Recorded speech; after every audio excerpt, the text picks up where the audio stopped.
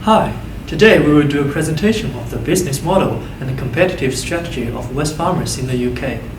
At the beginning, let me introduce its background. Wesfarmers has come a long way from its beginning as a humble farmers cooperative with a paid-up capital of only £2,052. Now, it is a more than $50 billion business and one of Australia's top 10 companies. It encompasses numerous national retailer and services, including Coles Group, Target, Kmart, Officeworks, and Bunnings. However, the Wesfarmers isn't always smooth sailing. Just recently, Wesfarmers confirmed it had agreed to sell the Bunnings UK and Ireland business. In a statement to the ASX, Wesfarmers said it expected a loss of between $354 million and $406 million on its 2018 financial results. Earlier this year, Wesfarmers wrote down the value of the home-based business in the UK, which it bought 2 years ago for $700 million by $1 billion. Wesfarmers is in effect giving away the business, and the Bunnings name will disappear from the UK retail landscape. To find out what happened to Bunnings and why, let's invite Jack to talk about the SWOT analysis of Bunnings.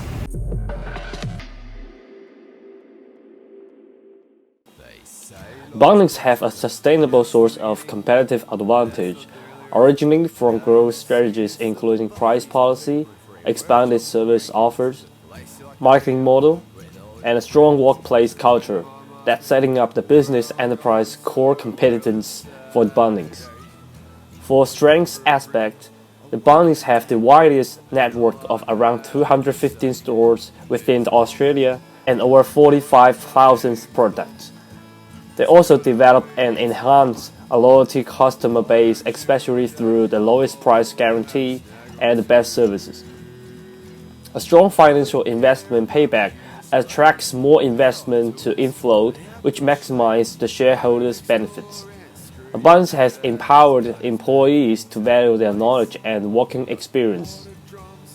For the weakness, the Bunnings' absence of an online store indicated a lack of competition in Australia, but it could be in danger if the Amazon started to selling private label products such as paint brushes and drop sheets. This weakness would be significantly amplified, especially after it stepped into the UK market, where online platforms are prevalent. When it comes to external opportunities, the expansion, diversification into alternative product and services industry, enabling Bunnings to provide not only good products but also better services. A healthy market environment is contributing in development of strategic alliance in providing raw materials, equipment, and resources. And external threats, on the one hand, in terms of competition from similar hardware retailers, could become potential threats, especially in the UK market. Competitors specifically target marketing to areas where Bunnings does not accommodate. On the other hand, the Brexit from the EU, which causes the economy enter into sharp turn down, then the people investing less on houses and reduce the hardware purchases by Bunnings. So, there comes another question: how Bunnings position itself in the market?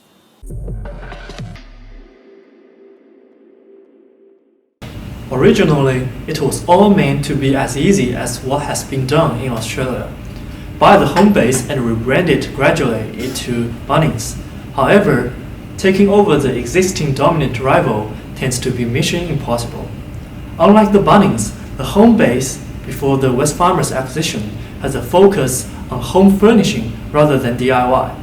With Woolworth of the president, Wesfarmers chose a relatively simple approach, the acquisition of Homebase, which is Britain's #2 hardware chain. According to IBIS World Research, B&Q and its online stablemate Screwfix hold 41% of the UK market, while Homebase occupies only 13%. Wesfarmers wants to reposition the Homebase rather than to keep the origin of it.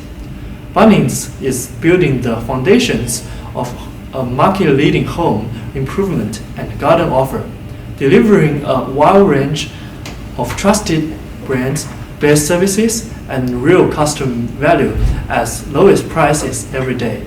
It is taking a sensibly staged approach through the acquisition and the repositioning of home base, building trust and generating strong engagement with customers, team members, suppliers, and the communities where it operates.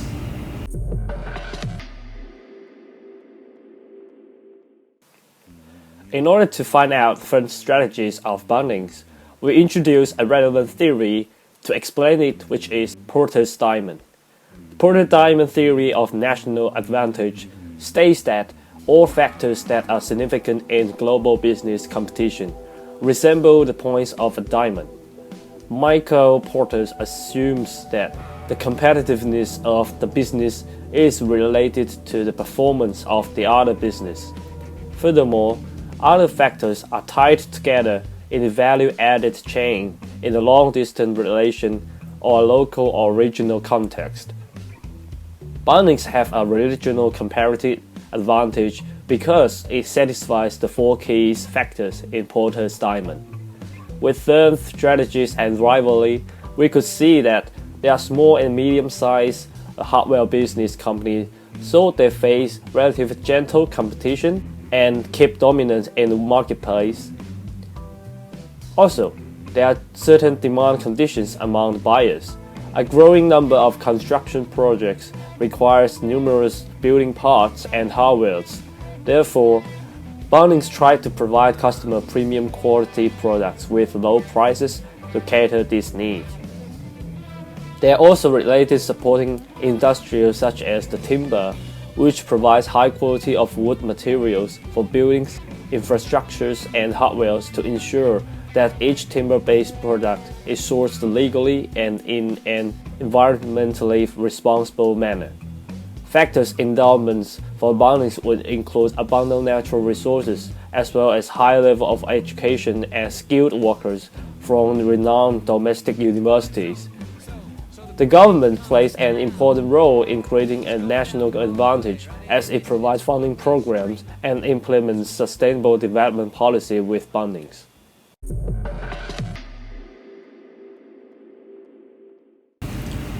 There are three major reasons that we think the UK market is not a wise option for Bunnings. Firstly, Bunnings misread the UK hardware market. As mentioned above, having been involved over the last decade, the British have moved away from the DIY themselves to DIM, which is do it for me. A trip to the Bunnings has become a day out for many Australian families, offering free activities and a day out for adults and the children. It gives the feeling of a jumbo marketplace where you can touch and feel. However, a more prevalent way in the UK hardware market, where the needs requirements to have the installments to be done more by in-house expertise, which also can be arranged online, and the delivery. Secondly, in terms of the management aspect, the Wesfarmers seems to fall into the trap of the replication of success in its origin. The intoxication of the success has driven the Australian top retailer management arrogant. The poor preparation of profuse work and ambitious goal of copy and paste the success in the hardware market, as in they do in the Australian before, results Wesfarmers with a prolonged losses period and an embarrassing exit. An example from Wesfarmers' primary rival, the Woolworths, have invested nearly $3 billion in the hardware chain since 2009, and with no return so far. In fact, the accumulated losses now top to $500 million and expecting a delayed break-even until 2019. Unlike Woolworths, who had a tied-up venture with Lowe's, the absence of the joint venture partner to share the financial pain with made it much more painful to Wesfarmers. Thirdly, the missed digital opportunities make Bunnings UK unattractive to British and lose potential profits. The non-availability of online platforms are derived with nowadays internet society. What works in Australia may not work in the UK, since the Australian are expected to queue up for sausage sizzles in the rain, while the British are clicking on the laptops, comparing a better item in the cart, and enjoying the coffee time.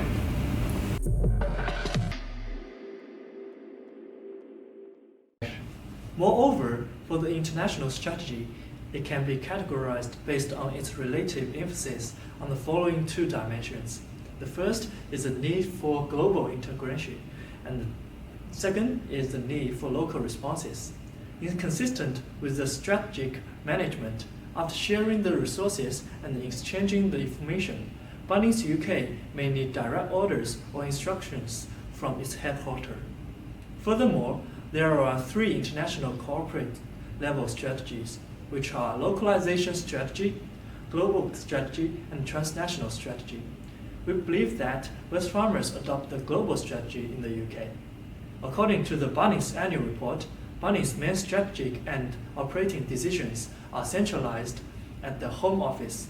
It has an existing Bunnings business model in Australia and tries to copy this business model in the UK. After all, at least according to one measure, there are only minor differences between the culture of the UK and Australia. In Australia, Bunnings had always been stressing as lowest prices guaranteed, and lowest prices are just the beginning. It is an anti-competitive tactic that warns competitors not to attempt to steal market share by undercutting prices. There is a good combination of marketing messages and consumers' purchasing intentions. However, it does not work successfully in the UK because of high supply cost and high operation cost. According to the research, in the UK hardware and furnishing market, the need and the requirement to have home improvement in their homes being done more by professionals. Much of that is arranged online, with the internet having a much bigger presence in the UK hardware market. However, Wesfarmers still applied global strategy in order to use the same operating strategy in Australia, which requires the customers to go out to Bunnings for a day and do it by themselves. Therefore, we highly recommend Wesfarmers to adopt transnational strategy instead of global strategy for Bunnings UK, which enhances local flexibilities. Bunnings UK could choose the strategy that accords with market situations in Britain, such as help assemble, install, or deliver the hardwares and the furnitures for customers.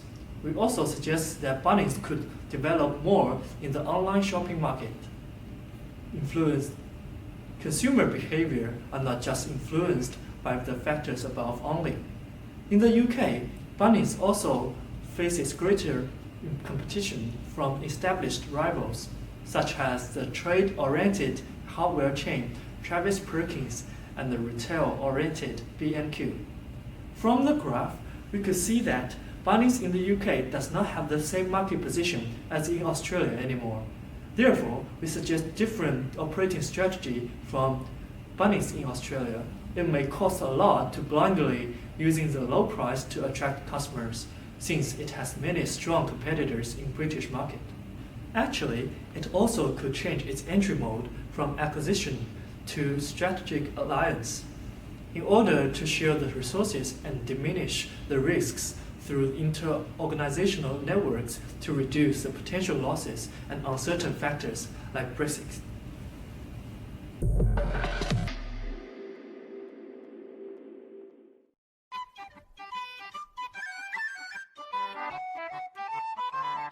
It's the dream.